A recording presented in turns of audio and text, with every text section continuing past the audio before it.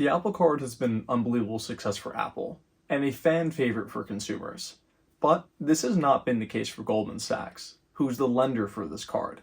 From the very start, many potential banks that were operating as lenders for this card were very skeptical of its viability, given the desire to approve basically everyone, have very transparent billing cycles, and zero fees across the board.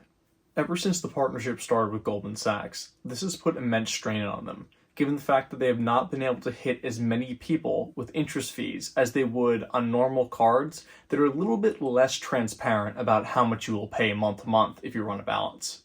Many lenders sort of depend on this, as they were able to charge outrageous interest rates, sometimes around 30%, for any balance that you may carry. For Apple Card, there's an intuitive slider that shows you exactly how much you'll pay in interest depending on how much you pay off of your card.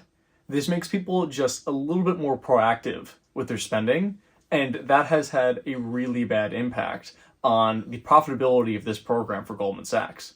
Sounds really terrible, but that's sort of the way these things work. It's great for the customer, but it's not so great for the lender. This may be an indication of a bigger issue in America, given how many people run credit card balances and how banks literally depend on that, but that's outside the scope of this video, so we'll move past that. Another big issue with this card, from a lender's perspective, is that Apple wanted basically 100% of people to be approved for this card. That's never the case with standard credit cards, as banks have to look at credit history to see if it's safe to give you a card.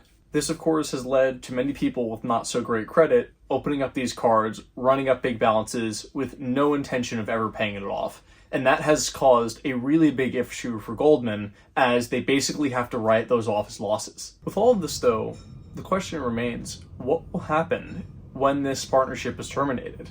Will all of our Apple cards just be canceled overnight? Highly unlikely, of course, and here's why. The first is that, of course, there are protections for consumers, in this case in the United States.